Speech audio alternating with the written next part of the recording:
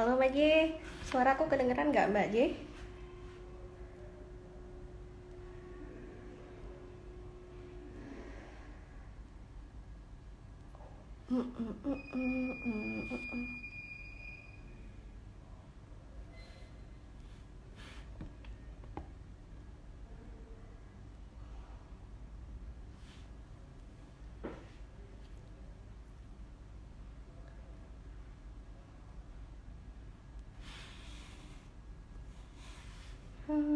Halo, halo, yang udah gabung.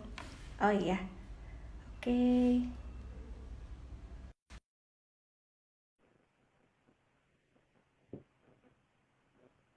Terima kasih yang udah gabung ya. Kita nanti mau ngobrolin. Hai Mbak J. Halo, Assalamualaikum. Assalamualaikum, Waalaikumsalam. Waalaikumsalam. Suaraku kedengeran nggak? Dengar, Oke, clear kok. ini Iya. clear ya.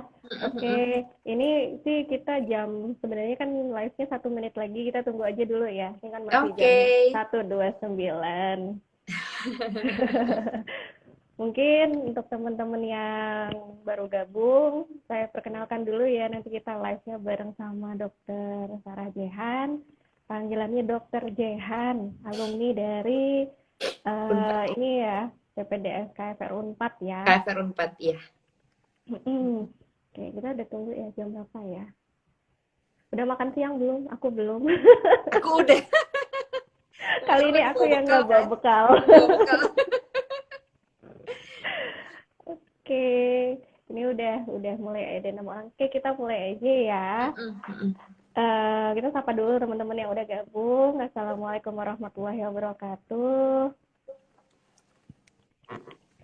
Terima kasih ya Udah lumayan. teman-teman udah ini ya, udah gabung di Instagram Live Series. Ini kita pengen ngobrolin sebenarnya kalau teman-teman dokter umum yang nanti setelah lulus tuh mereka pengen lanjutin ke pendidikan dokter spesialis. Nah, mungkin salah satunya yang mereka pengen masuk itu kedokteran fisik dan rehabilitasi atau juga sharing ya, dua orang. Saya dari patologi klinik, kebetulan saya alumni dari PPDS patologi klinik FKUGM. Kemudian di sini ada Dr. Sarah Jehan, ini alumni PPDS KSR dari senternya dari FK Unpad. Jadi mungkin kalau teman-teman ada yang mau nanya, silakan mungkin nanti di question di tanda tanya yang di bawah, mungkin nanti bisa diketik aja di situ, jadi nanti kita sharing bareng. Nah, Iya. mungkin aku mau nanya dulu nih ke Dokter Iya, Mbak. Jehan. Dulu ceritanya itu apakah setelah selesai S1, selesai profesi gitu kan, terus langsung masuk spesialis atau mau kemana dulu awalnya tuh? Aku waktu itu beres 2000, kan internship. Aku masih ada ininya internship kan waktu itu wajib internship dulu setahun. Jadi Mm, beresnya itu 2011. mm, Terus sorry 2011 beres. Terus habis itu mm, internship setahun. Selesai mm, internship kan 2012. mm, Kemudian di 2012 itu kebetulan eh apa namanya aku sama suamiku waktu itu pengen nyoba untuk PTT. Kalau mm, sekarang nggak tahu sih sekarang istilahnya apa ya, Nusantara Sehat atau apa aku nggak tahu. Tapi dulu tuh kita masih pakai PTT. Waktu itu kebetulan zaman aku itu memang PTT itu waktu itu masih bisa setahun, waktu itu setahun mm, mm, untuk kriteria yang terpencil dan sangat terpencil dulu seperti itu. Terus akhirnya kita PTT setahun. mm, Nah, mulai PTT itu sih akhirnya mulai berpikir waktu itu kan kita PTT di Sumbawa ya, waktu itu di Nusa Tenggara Barat. Terus mm, mulai berpikir kita habis ini apa nih gitu kan? mm, Apakah memang mau ngapain, mau gimana gitu selanjutnya. Nah, terus di tengah-tengah PTT itu sempet mau kepikiran lah untuk ngambil spesialis. Jadi kita mulai cari-cari informasi. Waktu itu sih browsing-browsing aja sih. mm, Dokter Nur cari-cari informasinya browsing sambil nanya-nanya ke ya teman, ke senior, terus teman-teman mm, PTT yang lain, kemudian dokter-dokter yang udah di sana itu juga Waktu itu sempat kita mau ikut ya, apa sih beasiswa itu loh, yang dari Kementerian Ah, apa Tubel ya itu istilahnya namanya? ya, Tubel ya, Tubel. tubel ya. PNS Beasiswa ya. waktu itu masih bisa sih, PTT bisa, PTT juga Mm-mm, bisa, PNS juga mm-mm, bisa waktu itu. mm-mm, mm-mm, Cuman memang waktu itu mungkin belum rezekinya, mm-mm, kami belum lolos untuk tubelnya waktu itu, waktu apa syarat-syaratnya belum bisa terpenuhi. Terus akhirnya tanya-tanya sana sini, kemudian mulai browsing, mulai ketemu, mulai baca-baca apa yang namanya rehab. Kebetulan punya teman yang sudah PPDS rehab duluan di UI waktu itu, terus nawarin gimana mm-mm, nih gitu kan, mau nggak eh, nyoba magang dulu, maksudnya nggak usah ini dulu, katanya nggak usah daftar dulu, coba mm-mm, lihat dulu rehab itu seperti apa, karena kan rehab ini awam banget, nantilah mungkin kita mm-mm. akan ngobrol lebih lanjut tentang itu tuh, tapi waktu itu pembukanya di situ dulu, jadi aku magang dulu, mulai tahu sedikit-sedikit dunia rehab, akhirnya ngerasa bahwa oh, kayaknya memang aku ada passion di sini, dari Mm-mm. situ akhirnya baru mulai untuk PPDS gitu. Ini Dokter Jehan nih akhirnya pembiayaan pendidikannya mandiri atau akhirnya tubel nih? Akhirnya mandiri. Akhirnya mandiri. Mandiri Jadi ya. waktu itu kita pernah mencoba untuk ikut tubel, cuman waktu itu memang Mm-mm, belum rezeki kami. Waktu itu saya dan suami pernah mm-mm, mencoba, cuman memang belum rezekinya. Jadi waktu itu nggak lolos untuk tubelnya. Jadi mau untuk mm, pendaftaran tubelnya juga belum belum ter-ACC gitu waktu itu. ter-ACC. Eh, terus pilihnya kenapa di Unpad kenapa nih? Kalau KFR kan memang nggak semua center punya ya dok Enggak. ya. Jadi memang Eh, masih terbatas banget Dokter Nur, mm, bener. mm, Jadi total sekarang itu 5 atau 6 ya. Jadi UI, mm, kemudian UNER, mm, kemudian Undip, mm, Unpad di mm, Bandung, mm, kemudian Unsrat, mm, Samratulangi ya. mm, Kemudian yang baru adalah Unbrau, Unbrau di mm, Malang. Jadi Malang. 6 total tuh 6. Sekarang ada Mm, 6. Waktu itu sih memang sempat magangnya di UI. Terus jadi ya, gimana? jadi magang akhirnya. Jadi magang. Eh, Sorry, bukan di UI, sorry, di RSCM. oh Jadi ikut RCM. Mm, dengan salah satu staf di sana sebagai asisten waktu itu. mm, Jadi magang di sana kurang lebih 6 bulan, 6 bulan. Kemudian apa ya waktu itu mungkin kebetulan sih, jadi dulu itu Unpad tuh masih relatif baru juga sih, mm, nggak baru-baru amat, tapi ya termasuk paling muda lah waktu itu di antara yang center-center lain ya. lainnya. Mm, Kemudian waktu itu juga sebelumnya mereka memang mengacunya itu ke UI waktu itu. Tapi waktu mm, waktu saya waktu itu pendaftaran sih sudah sendiri sih, udah beda jadi Unpad Unpad UI UI gitu. mm, mm, mm. Kemudian kenapa ya waktu itu jadinya Siapa tahu loh kan ada opsi kenapa sih misalkan di Bandung ada keluarga atau gimana gitu kan.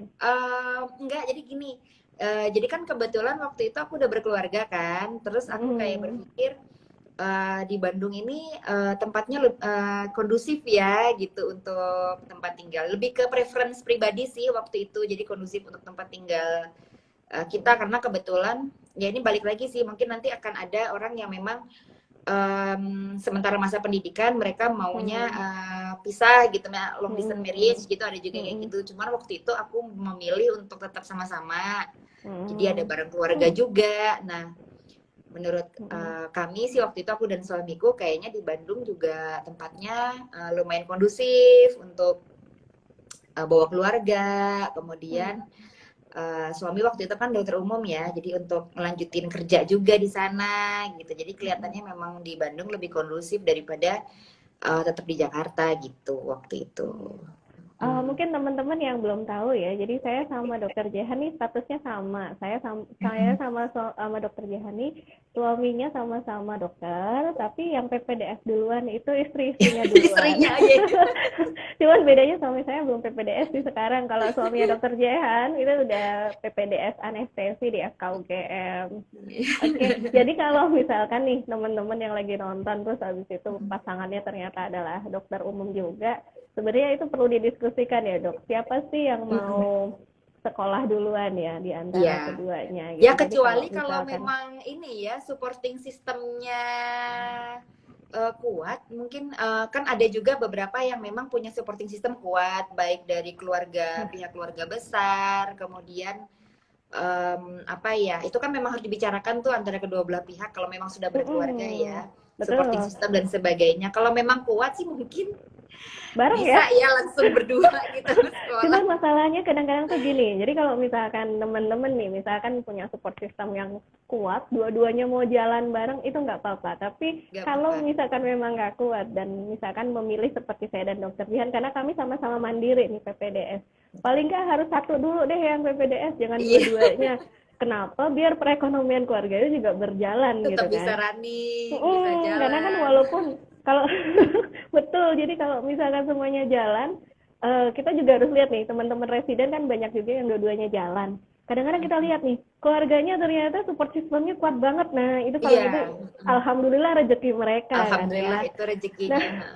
makanya kalau teman-teman yang punya support system yang bagus banget terus mau lanjut sekolah, udah deh nggak usah pikir terlalu apa ya, terlalu lama lah nanti takutnya umur ya. Oke, Iya.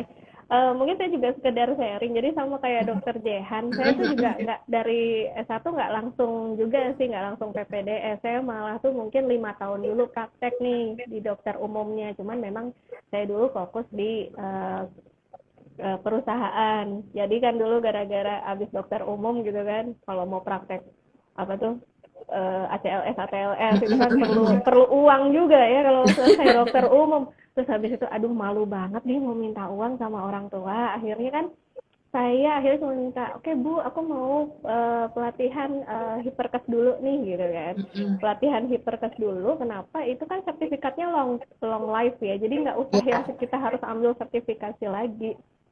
Udah abis itu akhirnya melanglang buana lah selama 5 tahun. Terakhir ini saya di perusahaan tambang batu bara tuh sampai 4 tahun. Endingnya suami saya tuh bilang kayak gini, udah sana cepetan sekolah gitu, masa sih perempuan terus lama-lama di hutan gitu kan. Udah itu lama banget sampai diskusi, kenapa, karena saya pengennya sih suami saya duluan, tapi ternyata beliau bilang ya udah besar hati, udah kamu duluan aja sekolah gitu kan. Nah waktu itu sih pengen ambil SPOK, okupasi kerja itu Aku di pasti UI. kerja, iya. Karena kan Kedokteran basicnya ada kerja, dokter kedokteran okupasi perusahaan, ya. Dokter kedokteran ya. okupasi SPOK gelarnya. Terus habis itu mikir lagi, aduh Jakarta, nggak sanggup deh sama Iya. kehidupan Jakarta. Jadi habis itu, terus dulu waktu zaman S1 saya kan juga asisten patologi klinik tuh. Terus habis itu mau ambil anak itu nggak boleh sama suami saya. Kenapa? Karena mikirnya gini, waktu itu belum punya anak kan, belum punya baby, padahal udah sekitar 6 tahun 5 tahun nikah gitu kan. Terus habis itu kalau kamu misalkan PPDS anak, takutnya ketika kamu punya anak, nanti anaknya nggak keurus gitu kan. Udah kamu ambil PK aja gitu, ambil yang minor. Nah nanti mungkin teman-teman yang ini mungkin yang ngelihat yang wanita-wanita pikirkan juga misalkan mau sekolah, terus nanti anaknya gimana nih pasti tinggal sekolah, itu juga harus Betul, jadi betul. pertimbangan. Dan ternyata benar, ketika saya semester 4 itu hamil anak pertama. Bayangin pas residen hamil, aduh ya Iya. Allah, untungnya ngambilnya patologi klinik gitu kan. Nggak tahu ya, kayak ucapan tuh emang bener doa sih. Jadi kalau misalkan teman-teman pengen PPDS, sekarang berdoa, ya Allah semoga saya bisa PPDS. Nah itu ya, jadi akhirnya ujianlah di UGM. Kenapa kamu? Karena memang rumahnya di Jogja sih waktu itu dokter Jahan. Jadi mikirnya kalau di Jogja tuh ada support system kan ketika kita sekolah, paling nggak keluarga kita. Jadi kalau Iya, ada betul. apa-apa itu kan dekat ya kalau perempuan. Itu sih kalau aku milih patologi klinik karena memang dulu passionnya di sana waktu S1. Terus milih Jogja kenapa? Karena memang dekat rumah gitu kan. Jadi ngusahain di situ. Mungkin kalau misalkan dulu nggak keterima di UGM, mungkin aku milih lagi juga yang di tempat lain gitu kan. Cuman berusaha dulu yang dekat rumah dulu nih. Bilalah kalau misalkan alhamdulillah keterima, ya alhamdulillah. Dan memang waktu itu alhamdulillahnya sih cuman 1 kali ujian sih waktu itu, alhamdulillahnya. Dokter Jihan juga ya 1 kali ya? Iya, iya, Coba. alhamdulillahnya. Ya Nah, mungkin terus terus gimana dok? gimana? Mungkin bisa ceritain lagi misalkan KFR tuh yang saya pengen tahu tuh gini, harus pinter anatomi nggak sih? Ya, Ya tuh sebentar, aku mau nambahin yang tadi dulu mungkin ya Mbak Nur ya. Boleh, boleh, Jadi boleh. memang untuk pesan-pesan juga nanti buat teman-teman juga nih yang memang berpikir untuk, karena sebenarnya banyak juga sih yang nanya nge-WA pribadi Japri gitu kan. Gimana sih gitu tips dan triknya? Sebenarnya kalau bisa dibilang tips dan trik untuk PPDS itu nggak ada tips khusus sebetulnya. Jadi memang syarat yang ada, kemudian kan semua ada di web ya, tergantung Iya, betul. semua yang dimau itu di mana. Kalau saya sih lebih menyarankan prepare pribadi justru, ya kan, prepare diri sendiri. Jadi kesiapan itu nggak cuman soal finansial ataupun apa, tapi semua hal memang benar-benar harus dibicarain, terutama kalau memang sudah menikah ya. Iya. Jangan pasangan itu gimana, karena apalagi gini, untuk yang sama sesama dokter aja terkadang kan ada yang memang bisa full memahami, oh ini lagi PPDS memang sibuk gitu, dalam tanda kutip mungkin ada sibukan yang lebih dari biasanya. Tapi kalau misalnya mungkin yang pas pasangannya juga mungkin di luar kedokteran, mungkin butuh pengertian lebih. Nah itu yang mungkin harus dikondisikan dulu sama suami, kemudian sama keluarga juga penting, karena itu tadi betul yang seperti dokter Nur bilang, supporting system termasuk keluarga itu kan supporting system juga. Jadi memang harus di prepare benar-benar bahwa oh nanti kalau misal ada apa-apa, misalnya memang sudah punya anak atau apa-apa tuh ada orang yang dalam tanda kutip bisa dijaga, kayak dimintakan tolong gitu, karena terkadang lagi proses sekolah itu tidak segampang yang lain gitu. Misalnya kalau ini langsung bisa, oh anak saya sakit misalnya, oh langsung ini, kadang enggak. Jadi kadang-kadang perlu ada yang mintain tolong dulu, nanti baru kita menyusul, misalnya seperti itu. Jadi memang sebetulnya, dan mental sih, mental pribadi ya, mental pribadi. Kalau memang harus jauh dari keluarga, ya mental jauhnya itu. Kemudian apa ya, lebih kesiapan pribadi sih, mungkin itu sih dokter, kalau aku nambahin tadi. Benar, karena kalau misalkan banyak kasus ya sebenarnya teman-teman, ketika kemudian support system itu tidak cukup komitmen dengan perjalanan PPDS, itu kemudian endingnya PPDS-nya akan terganggu. Banyak case gitu kan di teman-teman UGM, mau jurusan apapun itu, awalnya mungkin ikhlas nih si istrinya atau suaminya. Ketika di perjalanan dilalah itu kan mungkin kok begini amat gitu. Benar ya, sama-sama dokter aja bisa jadi nggak pengertian, apalagi mungkin yang bukan dokter. Mereka nggak tahu nih, misalkan walaupun anggaplah patologi klinik ya, orang mikirnya itu jurusan gampang mungkin ya, tapi kami ada jaga malam nih. Jadi kalau misalkan kok kamu harus jaga malam sih, kamu kan cuma ngurusin laboratorium, padahal itu adalah proses pendidikan yang harus dilalui oleh si istrinya atau si suaminya gitu loh. Banyak case kemudian ketika PPDS akhirnya karena ketidakharmonisan itu, akhirnya si PPDS ini harus mundur. Bayangkan kalau misalnya support system tidak dari awal itu dibangun, nah itu yang akan jadi kendala gitu. Jadi mungkin bagi yang sudah memiliki suami atau anak kemudian pengen PPDS PK atau KFR, ingat ya, PPDS itu tidak mudah, mau jurusan apapun itu. Apapun, jadi, betul kan? Apapun itu. Sebentar ya, aku mau nutup pintu sebentar. Pintuku lupa ditutup. Sebentar. Jadi PPDS itu mau jurusan apapun, mau sesimpel apapun, itu tidak pernah akan mudah karena semuanya punya kesulitan dan beban masing-masing. Itu yang perlu itu benar. Ingat. Jadi banyak banget yang pertanyaan yang masuk gitu juga. Gimana di sana, enak nggak? Atau misalnya KFR ini kan juga minor juga kan, bagian penunjang. Kemudian kebetulan di kami memang tidak ada shift jaga malam, Dokter Nur memang. Cuman tidak lantas kemudian proses pendidikan itu terus seperti lebih ini, enggak. Sebetulnya sama aja, mau jurusannya apapun, mau apapun, kita tetap punya tanggung jawab, dan betul tadi proses pendidikan di situ. Jadi kalau memang bisa dibilang misalnya 4 tahun nih 8 semester, ya bisa dibilang selama 8 semester itu ya memang kita hidupnya dalam tanda kutip kita serahkan gitu, mungkin sepenuhnya untuk proses pendidikan tersebut, karena kan di situ bukan hanya em, pasien, bukan hanya kuliah, tapi di Hmm. situ tuh macem-macem sebetulnya pengalamannya, kekayaan pengalaman yang kita dapat waktu proses pendidikan tuh sangat banyak, dan ya itu yang kita dapat setiap hari, dan memang menguras energi, menguras tenaga gitu kan, Hmm. menguras pikiran, tapi ya memang itu proses gitu, dan insya Iya, Allah itu semua untuk bekal kita setelah kita nanti iya. lulus atau sudah jadi gitu. Mm-mm. Mm-mm. Oke, kemudian ini nih kalau misalkan teman-teman mau nanya sekali lagi ya, walaupun kami lagi ngobrol nggak apa-apa, itu nanti tolong ketik di tanda tanya yang di bawah. Nanti kalau misalkan kita sempat nanti kita jawabin ya Dokter Jehan ya.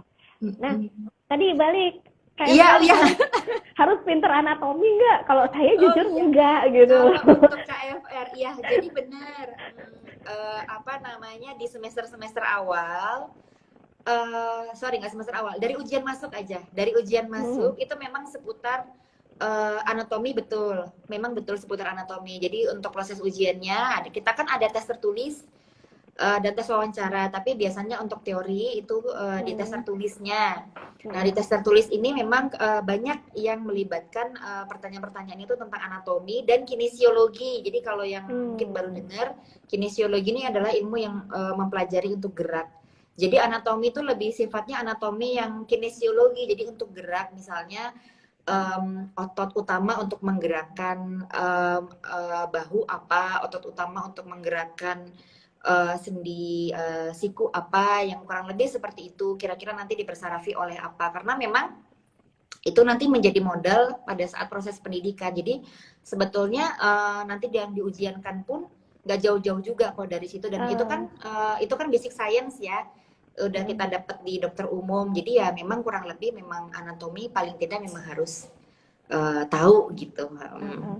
Jadi berarti kalau mau masuk KFR paling nggak apa harus belajar dulu balik ya refresh anatominya ya. Ya, anatomi, anatomi dan kinesiologi sih. Lebih tepatnya Hmm. anatomi yang untuk kinesiologi yang untuk gerak tadi gitu. Mm-mm. Nah Hmm. ini ada Dokter Ratito nih dok, ada rekomendasi ebook seputar KFR nggak? Berarti mau belajarnya dari ebook. Dari ibu ada, kalau untuk ini ada, memang ada, cuman kalau hanya untuk ujian masuk, memang Mm-mm. saya pikir untuk tadi yang basic science, misalnya seperti anatomi, kinesiologi, kemudian fisiologi yang fisiologi gerak mungkin ya, fisiologi Hmm. gerak, fisiologi otot, seperti itu yang mungkin penting. Kemudian yang lain-lain sebetulnya yang sifatnya dokter umum juga juga bisa kok sebetulnya, seperti itu, seperti pemeriksaan lingkup gerak sendi seperti apa, pemeriksaan kekuatan otot seperti apa, kurang lebih seperti itu kok ininya. Jadi sebenarnya kalau untuk kita ujian ini kita mungkin fokus ke center Unpad ya, pengalaman Mm-mm. dari Dokter Jehan. Tapi mungkin hampir mirip ya, mungkin di center lain. Tapi mungkin kalau center lain harus mungkin nanya-nanya dulu, misalkan punya senior yang di sana, kira-kira beda atau enggak ya? Karena memang ujian PPDS di tiap center itu kan beda-beda ya Ya, prosesnya dan ya. lain-lain. Jadi kalau untuk belajar sih berarti nggak perlu yang terlalu itu banget ya, basic science aja ya dok ya.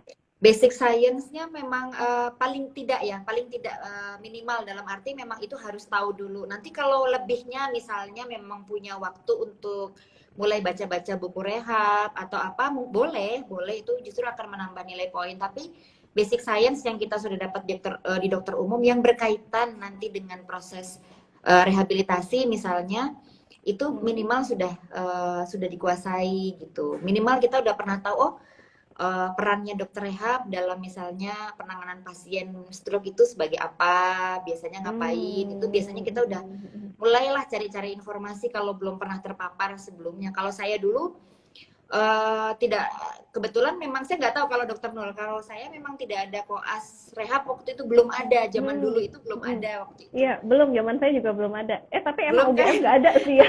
UGM Iya, nggak jadi ada waktu itu KFR. iya, belum ada stase di rehab. Jadi memang rehab itu Hmm. suatu ilmu yang baru banget untuk saya. Cuman akhirnya memang saya itu tadi yang saya bilang, saya browsing-browsing sebenarnya rehab ini apa gitu. Kemudian Hmm. banyak tanya sih sama yang sudah Hmm. PPDS ataupun yang Hmm. sudah SP, sambil kita perkenalkan diri atau apa, kita boleh kok sambil tanya-tanya, dan kebanyakan pasti beliau-beliau ini welcome gitu. Heeh. Oke, Seperti oke. itu. Baik. Ini ada pertanyaan juga nih, Dok. Dari Nisa KU28. Dok, mau nanya, kalau untuk mendaftar KFR, apa saja yang perlu disiapkan atau yang dipelajari? Kalau dipelajari tadi ya mungkin Dokter Jehan ya. Kalau disiapkan nih, apa?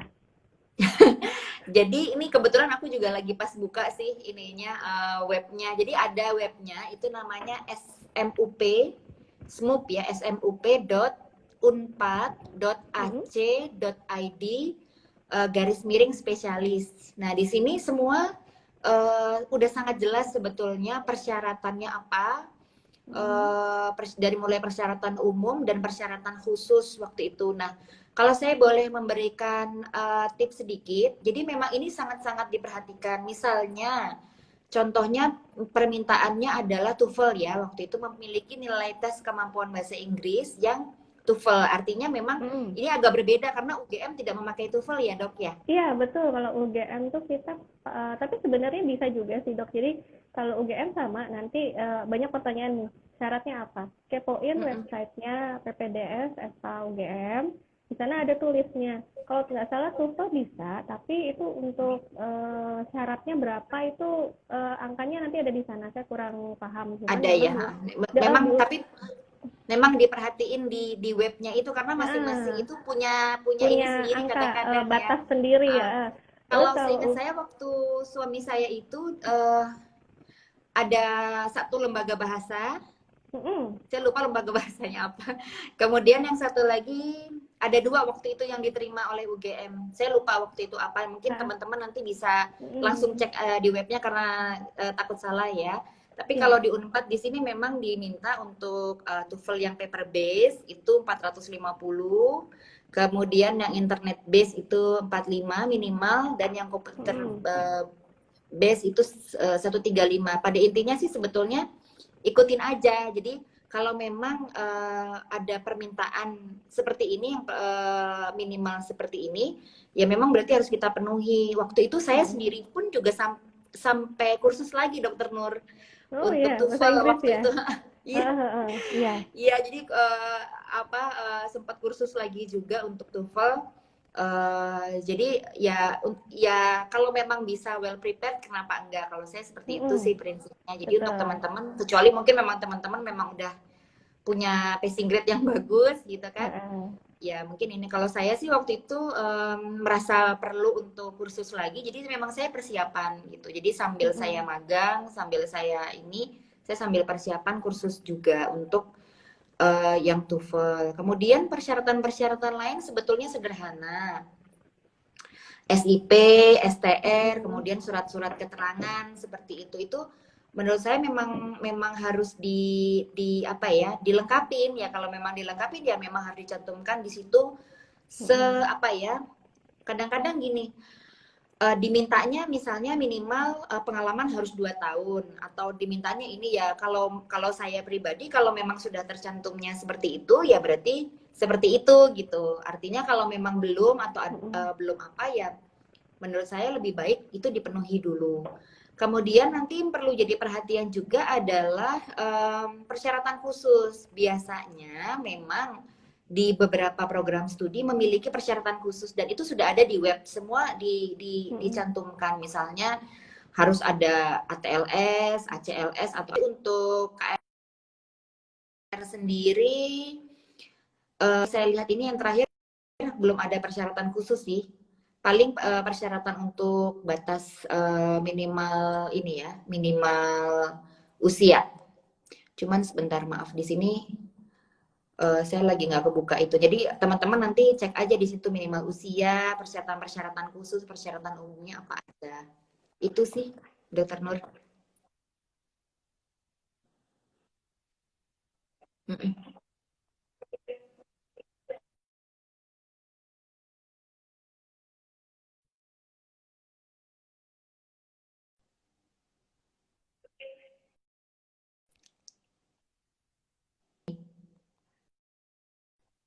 Yang ASEP itu dari lembaga bahasa. Nah, biasanya nanti mereka punya batasannya berapa. Nah, Jadi kalau misalkan kenapa kalau misalkan syaratnya berapa, terus teman-teman pengen tingkatin lagi kenapa? Jadi kalau di PK itu nanti dijadikan satu kriteria untuk jadi teman-teman itu bisa keterima apa enggak. Jadi misal nih ada asepnya ada yang lebih bagus daripada teman-teman, otomatis nilai dia akan naik nih. Teman-teman masih di bawah. Tapi kalau misalkan teman-teman asep atau pasnya sudah maksimal itu ya insya Allah lah itu sudah jadi nilai positif. Jadi kalau untuk di PK sendiri itu kan nanti ada ujiannya tuh wawancara, kemudian tertulis, kesehatan, ada nilai asep dan TAF itu masuk nilai kriteria gitu loh. Kemudian ada baca jurnal sama Ada magang. poinnya ya, Dokter Nur ya? Ada poinnya. Ada jadi poinnya ya. jadi kalau misalkan ada yang IPK S1 pun itu sebenarnya menentukan, tapi tidak lantas kemudian itu jadi opsi yang paling utama ya. Cuman kalau misalkan nilainya lebih bagus ya paling nggak itu jadi naik gitu. Nah ini sih ada yang nanya kalau PK pertanyaannya biasanya seputar apa aja ya? Ada magang-magang juga nggak dok buat nilai tambah? Nah kalau zaman saya sih ini Dokter Rika Ayulita ya. Kalau PK itu nanti pertanyaannya, jadi kalau di UGM itu sistem wawancaranya adalah satu calon residen versus semua konsulen di satu ruangan yang sama. Serem ya. Nah, jadi ada berapa tuh? Ada berapa tuh dok? Konsulennya tuh ada 15 atau 16 ya. Jadi 16 itu di ini semua ya? Di satu ruang. Satu calon residen, jadi kayak di sidang ya? Oh kayak di sidang, bener kayak di sidang. Kalau dulu kan zaman saya 2014 belum ada baca jurnal. Kalau sekarang sudah ada baca jurnal, jadi setelah baca jurnal itu langsung wawancara. Jadi seluruh konsulen itu datang. Kalau sekarang, kalau dulu zaman saya semua konsulen itu bisa datang. Cuman mungkin karena sekarang kan banyak yang sibuk, itu direkam loh Dokter Jehan pakai handycam. Jadi nanti kalau itu akan diputar lagi untuk jadi rapat bagian, rapat penentuan penerimaan residen. Betul. Nah, kalau pertanyaannya apa aja, karena semua konsulennya datang, ya terserah mereka random mau nanya ya? apa. Random ya? Random, ada yang dulu nanya, kamu sekarang kerja di mana? Saya di Kalimantan dok. Oh iya, sana di kasusnya apa aja penyakit yang kamu temui? Terus kalau misalkan pemeriksaan laboratoriumnya apa? Pasti itu akan arahkan ke pertanyaan-pertanyaan ya, betul pertanyaan-pertanyaan yang sesuai dengan jurusan yang kita pilih, karena patologi klinik di laboratorium ya ditanyain pemeriksaan laboratoriumnya di sana apa aja, paling nggak kita tahu kan. Terus ada lagi yang akan bertanya, dia ngetes pakai bahasa Inggris, jadi ya udah kita jawabnya juga pakai bahasa Inggris. Konsulen 2, konsulen 3 akhirnya nanya lagi, kamu kok belum punya anak? Nah bingung kan jawabnya, saya juga nggak tahu dok, belum dikasih sama Allah. Jawabnya gitu coba. Terus ada lagi yang nanya, ada sekarang beliau ketua prodi ya, jadi nanya, kamu bisa MC sama kamu bisa nyanyi nggak? Waktu itu nggak mudeng sih sebenarnya itu untuk apa. Ternyata untuk ekstrakurikuler residen. Ada ya dok ekstrakurikuler residen?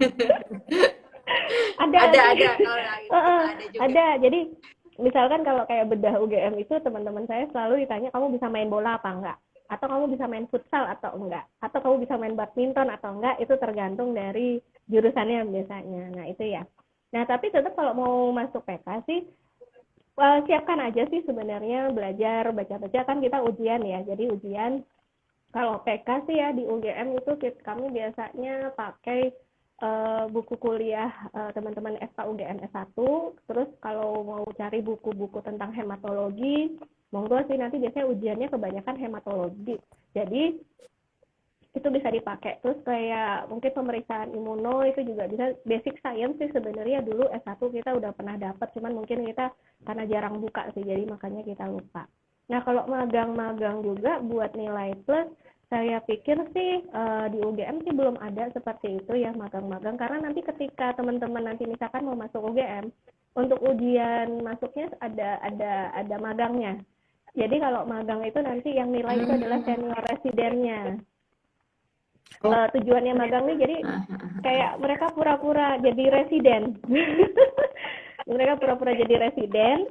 Gitu. Nanti mereka akan kenal kalau PK itu residennya ngapain sih, karena memang ada juga yang mereka milih PK, tapi mereka mungkin karena nggak ada koas PK kan zaman S1, jadi mereka nggak ngerti nih PK itu isinya Betul. ngapain sih gitu. Ada teman saya yang dia pas masuk tuh juga hampir kaget, karena ternyata kan kami benar-benar tidak berhubungan sekali sama pasien. Kalau KFR kan masih ada ya dok ya, ketemu pasien. PK itu sama sekali nggak ketemu pasien gitu loh, jadi paling cuma ketemu sampelnya. Nah itu yang teman saya agak shock waktu itu sih, jadi makanya kemudian ada magang. Nah Mungkin saya mau terus nambahin lagi nih buat teman-teman nih. Tadi sedikit kesimpulan dari Dokter Nur ya. Jadi pada intinya adalah kalau tadi yang saya udah sampaikan bahwa kalau bisa setiap poin-poin persyaratan itu memang betul-betul disiapkan semaksimal mungkin gitu dok.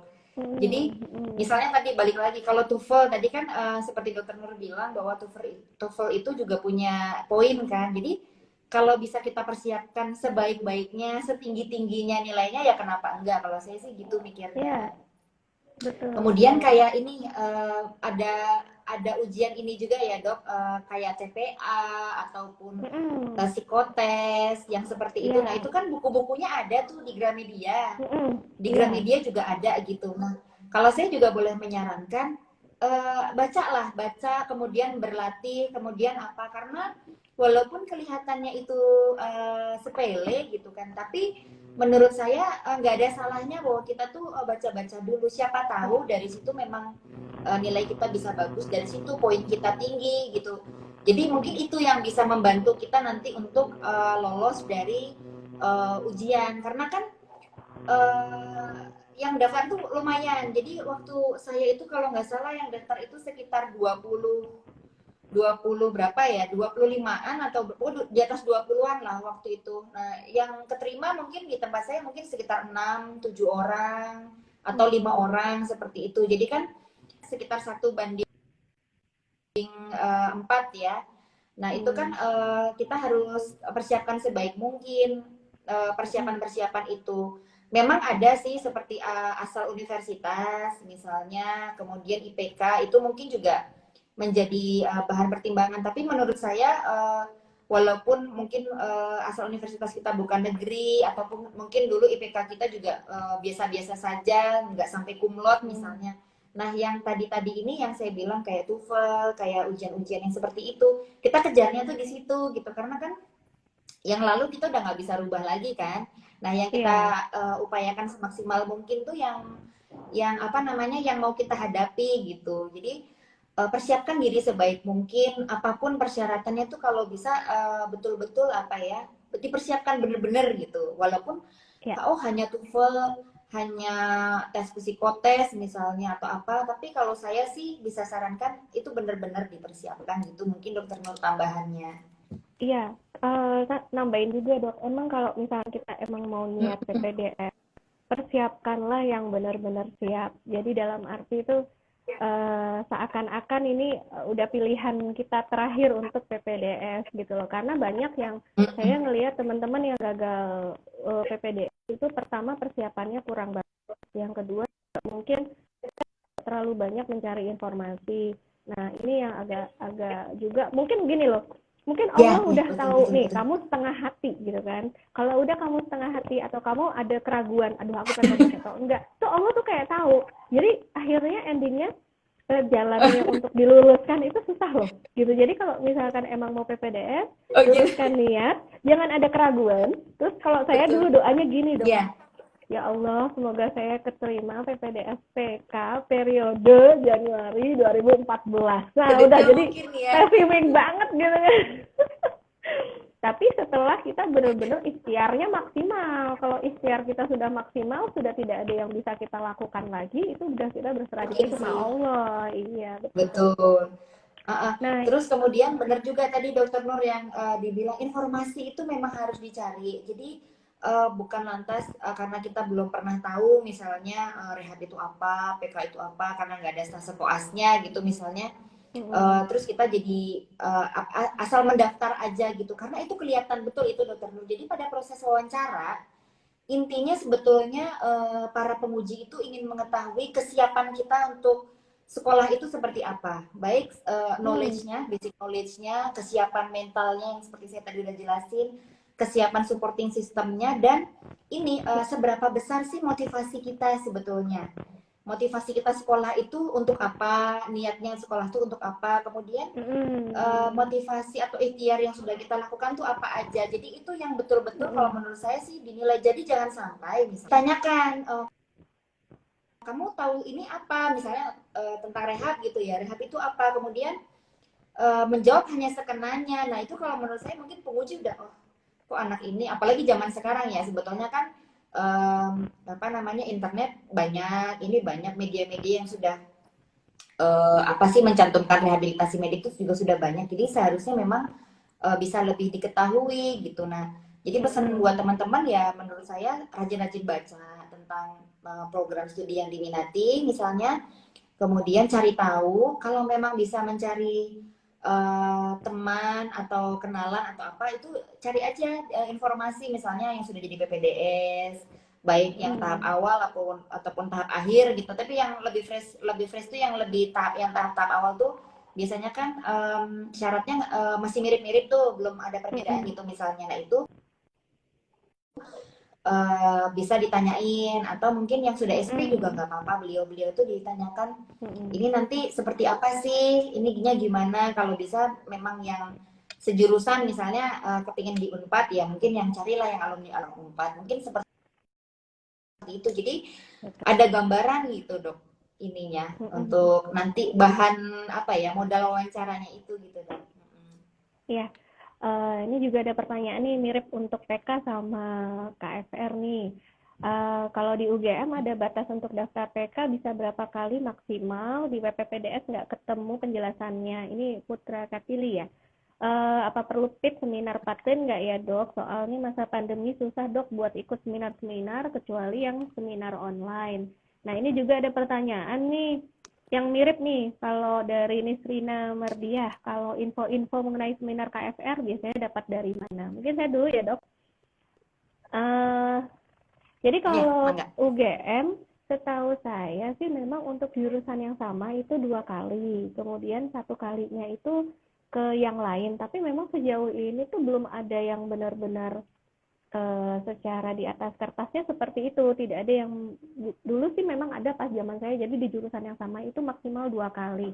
Tapi kalau misalkan 2 kali itu sudah tidak lulus, biasanya mungkin bisa switch ke jurusan yang lain. Bagian lain. Terus kemudian perlu ikut-ikut PIT atau seminar Patklin. Kalau itu menambah wawasan tentang Patklin, boleh carilah yang online banyak kok, nggak masalah. Itu kan juga mereka ada, kalau nggak salah ada beberapa yang menawarkan SKP. Dia seperti Dokwiti atau nggak ada masalah kok. Dulu kalau nggak salah saya tuh juga belum ada seminar Patklin kalau nggak salah saya waktu masukin ujian itu. Cuma nanti mungkin ditanyakan biasanya pas wawancara. Waktu itu saya sampaikan bahwa mungkin karena saya kerjanya kan di pedalaman jadi belum sempat, tapi sebenarnya itu juga jawaban yang nggak boleh sih sebenarnya. Jadi kalau misalkan memang bisa online pun itu nggak ada masalah. Kalau seminar KFR gimana itu dok? Kalau seminar KFR ada, jadi ada ini apa namanya, saya agak lupa nama akunnya, tapi nanti mungkin bisa japri DM saya di sini, nanti saya berikan ini ya. Jadi ada satu akun yang memang memberikan ini apa namanya seminar-seminar untuk dokter umum terkait rehab. Jadi rehab untuk dokter umum itu ada. Kemudian akun-akun boleh dilihat nanti di akun saya ini. Jadi udah banyak kok akun-akun PPDS. Jadi dari Unpad sendiri kita punya akun Instagramnya. Jadi kalau nggak salah PPDS IKFR Unpad ya. Nanti lihat aja di mutual friend saya itu ada PPDS IKFR Unpad. Di situ juga ada kok ini apa namanya kegiatan-kegiatan apa yang lagi mereka lakuin. Terus kalau misalnya memang ada seminar-seminar atau apa, biasanya akan dipublikasi juga lewat situ. Kemudian web-web, sekali lagi web-web kalau untuk IKFR Unpad sendiri juga sudah ada web resmi. Saya agak lupa tapi mungkin googling aja IKFR Unpad gitu, nanti akan keluar nama webnya gitu. Saya rasa semuanya Mm-mm. sekarang sudah mulai apa ya, sudah mulai ada semua kok, baik Instagramnya, webnya, bahkan mungkin sampai Twitter dan sebagainya. Dikepoin aja itu kalau menurut saya Heeh, seperti itu. Kemudian ini sekalian gitu. menjawab juga Dokter Nur yang Ini, untuk mengikuti PIT dan simpo-simpo iya tentang rehab betul. tadi ya. Tadi Heeh, mungkin di ya. situ di Dokwiti sama juga kayak Dokter Nur ada juga Mm-mm. kok tentang rehab. Di Dokwiti juga ada yang berkaitan dengan rehab itu untuk dokter umum juga ada. Heeh, Mungkin di searching aja ya di situnya ya dokter ya. mm-mm. Saya kurang familiar dengan Dokwiti, tapi mungkin bisa di searching kali. Misalnya kedokteran Heeh. fisik dan rehabilitasi atau rehabilitasi medik nanti mungkin akan keluar itunya gitu. Tapi itu memang jadi syarat nggak, Dokter Jehan, untuk masuk ke rehab? Oh, secara tertulis sih enggak, tapi balik Sama lagi ya? mungkin yang tadi yang saya sempat bilangin bahwa itu menunjukkan itu menunjukkan suatu apa ya, suatu eager kita, Keseriusan. suatu Nah, seberapa kuat keseriusan, seberapa besar effort kita untuk aku serius banget nih mau masuk di sini gitu. Itu menunjukkan bahwa ini mm-mm. loh saya buktinya bahwa saya itu memang serius mau daftar di sini gitu. Mm-mm. Oke, mungkin Dokter Hawa bisa ya nanti, siapa tahu, atau tadi ya Dok DM untuk ininya ya tadi ya apa link-linknya itu ya. Boleh nanti saya carikan lagi akun karena saya kurang hafal nama detail akunnya ya, tapi ada kok itu memang ada. Ini nanti saya Heeh. carikan lagi. Nah, ini nih pertanyaannya Dokter Radian Ashar. Dokter, mohon petunjuknya apakah surat rekomendasi sangat berpengaruh atau sifatnya lebih subjektif? Wah. Gimana nih, Dok? Ya, jadi Kalau pet, itu termasuk persyaratan memang. Jadi mm, sebetulnya rekomendasi itu adalah ini loh. Jadi gini, apa ya? Jadi menanyakan pada orang lain sebetulnya kita ini seberapa seberapa baik, seberapa punya track mm, record yang baik sebetulnya. Jadi kan kalau mm, kita lihat rekomendasi itu ada tiga. Kalau tidak mm, salah itu atasan, kalau saya nggak salah ya, nanti langsung. mungkin bisa Mm, di cross check lagi. Ada atasan bekerja, mm, kemudian yang satu atasan organisasi, organisasi apa ya kalau saya nggak salah, ID ya, dalam hal ini ID, ID ID, waktu itu, ID, ID. eh ID ya. Yang satu Mm, lagi yang ketiga itu terserah boleh siapa saja. Jadi memang sebetulnya itu adalah untuk konfirmasi track record kita selama menjalani praktek umum misalnya itu baik atau tidak. Jadi nanti si pemberi rekomendasi itu mungkin ada juga yang akan dikonfirmasi memang apakah betul orang ini seperti ini, seperti ini, seperti ini. Jadi sebetulnya rekomendasi itu sifatnya untuk seperti itu. Jadi untuk memastikan bahwa kita tuh memang memiliki track record yang baik, tidak pernah ada penyalahan aturan, misalnya seperti itu. Bila nanti di dalam pertengahan PPDS mungkin ada masalah atau apa, mungkin yang ini kan bisa ditanyakan, misalnya, oh ini memang kenal betul nggak dengan orangnya? Biasanya gitu.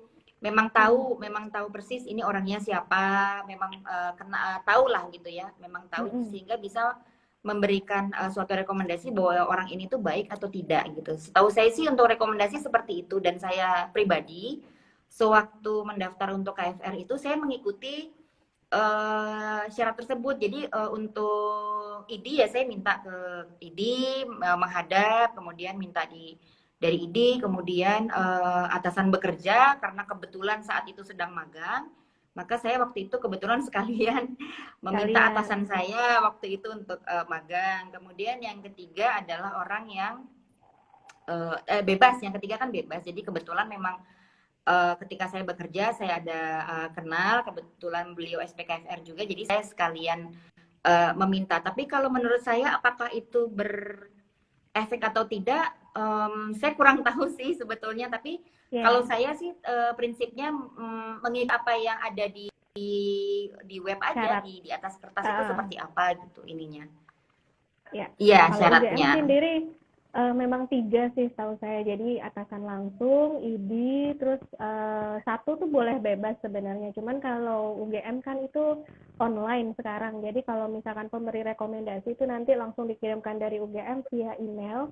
Nah itu kalau misalkan beliau belum merespon, akhirnya pendaftaran online kita nggak bisa di lock nih gitu. Jadi Oh iya, ya betul-betul.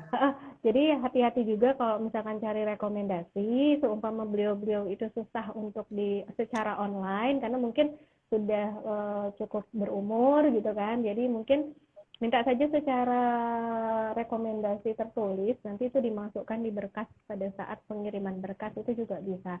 Kalau saya dulu sih memang belum online, jadi waktu itu cuman ID, terus kemudian ada rekomendasi dari dekan, kebetulan dekan saya SPPK, kemudian ada juga dosen pembimbing skripsi S1. Jadi itu sih sebenarnya syaratnya. Kalau dibilang subjektif, ya saya juga nggak tahu sih apakah itu berpengaruh juga di ini ya, di secara penerimaan kita. Tapi kayaknya sih enggak. Tapi kita juga nggak bisa jawab secara spesifik. Tapi kalau bisa sih ngikutin syaratnya aja. Nggak usah terlalu berlebihan juga. Yang penting yang disyarat kita penuhin.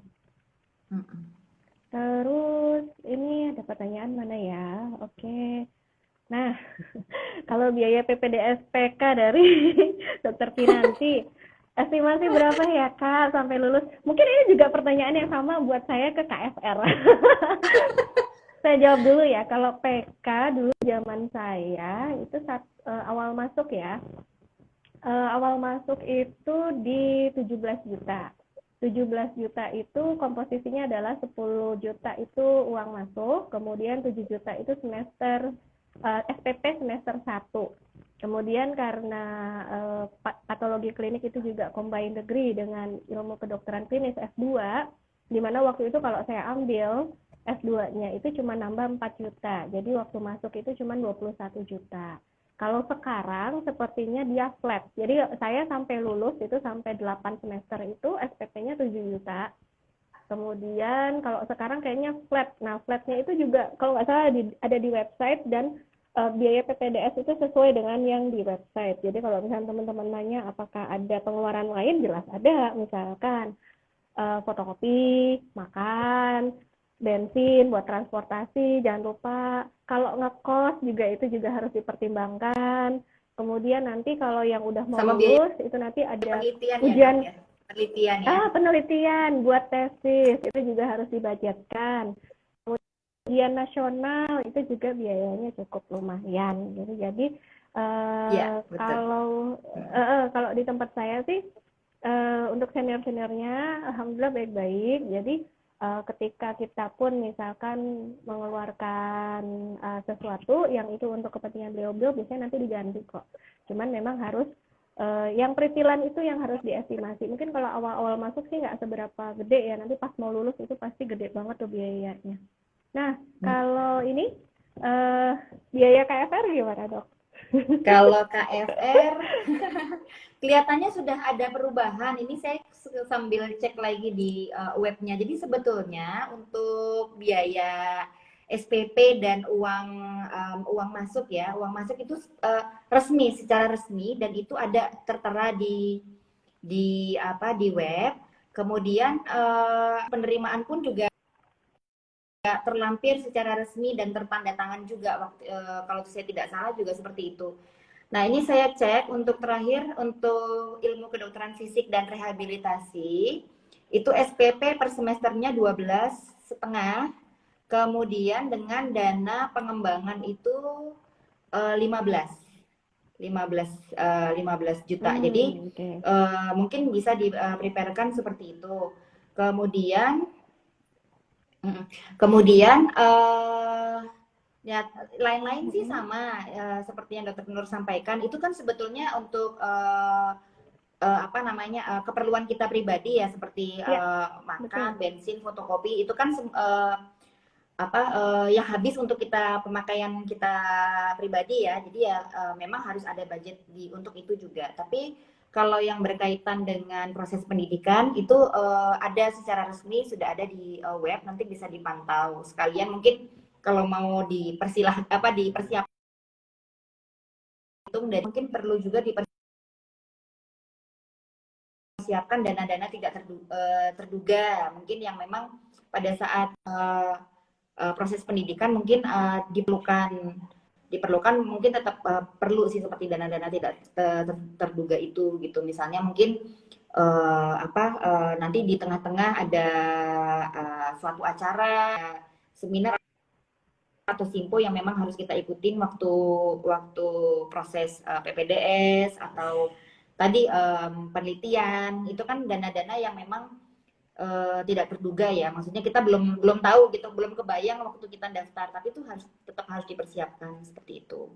Nah nih dok, mau tanya antara kompetensi KFR dan fisioterapis, karena kebanyakan pasien lebih mengenal fisioterapis daripada spesialis KFR. Gimana dok? Oh ya, oke.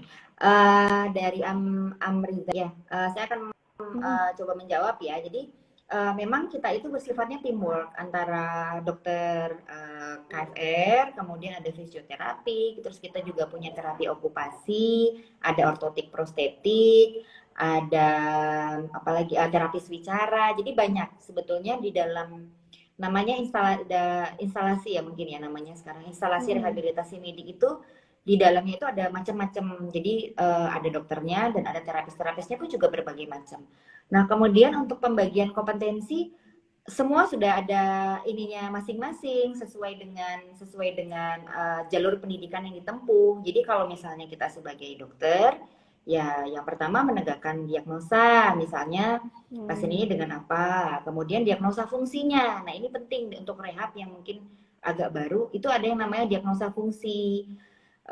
Misalnya orang dengan stroke, kemudian gangguannya yang terganggu apa? Oh mobilisasinya, atau kemudian komunikasinya jadi terganggu, itu namanya diagnosa fungsi.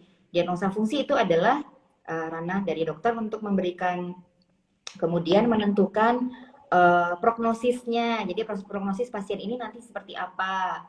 Kemudian diagnosa, prognosis, program terapinya nanti apa. Nah, kemudian nanti dibantu oleh rekan-rekan dari fisioterapis, terapis bicara, terapi okupasi, itu akan secara berkesinambungan mereka akan melakukan terapi untuk pasien tersebut. Nanti dari mereka juga akan ada asesmen lagi dari fisioterapi sesuai dengan kompetensi bidang masing-masing. Tapi untuk dokter, jadi aspek mediknya juga kita lihat, aspek fungsinya juga kita lihat. Jadi seperti itu. Oke, ini ya mungkin sudah terjawab semua ya nih Dokter Amriza. Ini tadi yang modalitas PK tadi sudah ya, kemudian untuk mendaftar KFR, apa saja yang harus dipersiapkan, info-info seminar juga tadi sudah ya. Ini ada yang kelewat nggak ya ini dok pertanyaannya? Udah, aku udah ngecek nih barusan, udah kok. Udah semua ya. Soalnya nih kayaknya sebentar lagi udah mau selesai waktunya. Mungkin pesan buat teman-teman yang mau PPDS. Jadi aku terakhir nanya untuk wanita, kira-kira untuk PPDS KFR tuh gimana? Kenapa harus wanita? Ya kan karena takut biasanya kan jadi ibu ya, maksudnya nanti masih ketika sekolah masih bisa ngurus anak enggak, terus nanti ketika sudah kerja iya. Kira-kira keluarganya gimana, nah itu. Gitu. Nah ini mungkin aku akan sedikit menjelaskan lagi bahwa agak menggarisbawahi bahwa semua itu gantung preferensi masing-masing. Artinya gini, mau wanita mau laki-laki, preferensi orang itu kan berbeda-beda. Ada kok wanita yang memang akhirnya memilih untuk yang memang ada jaga malamnya, ada apa, itu kan preferensi masing-masing. Yang laki-laki juga ada, di IKFR juga ada kok laki-laki, walaupun memang lebih banyak wanita. Mungkin ada beberapa yang menganggap, saya kalau wanita pengennya nanti yang seperti ini. Tapi apapun itu, kalau saya kembalikan ke preferensi masing-masing. Artinya, pasti kita udah tahu dong, misalnya kita perempuan, kita punya keluarga, kita punya anak. Dengan kita mengambil satu bagian tertentu, pasti ada konsekuensinya. Oh, yang ini lebih sibuk, yang ini tidak sibuk. Itu kan tergantung bagaimana kita manajemen ya. Gimana kita dengan keluarga, kita gimana dengan suami. Itu sama juga untuk IKFR juga sama. IKFR yang kemudian jadi sibuk banget pulang malam, ada, senior saya juga ada gitu. Artinya bukan berarti terus IKFR atau spesialis-spesialis yang seperti itu jadi kesibukannya berkurang. Itu menurut saya nggak bisa disamaratakan seperti itu. Itu kembali lagi ke preferensi orang-orang gitu. Saya punya senior yang kebetulan ya mungkin alhamdulillah rezekinya beliau memang pasiennya sangat banyak, ya sangat sibuk, tapi ya alhamdulillahnya keluarganya juga baik-baik saja. Jadi semua itu saya kembalikan untuk preferensi masing-masing gitu. Jadi Wah, bagaimana dia manajemen dengan itu ya betul. seharusnya memang bisa diinikan dengan masing-masing keluarga. Nah, ini kita sisa 2 menit nih, ada satu pertanyaan Nggak ada kita jawab pertanyaan. dulu deh nih.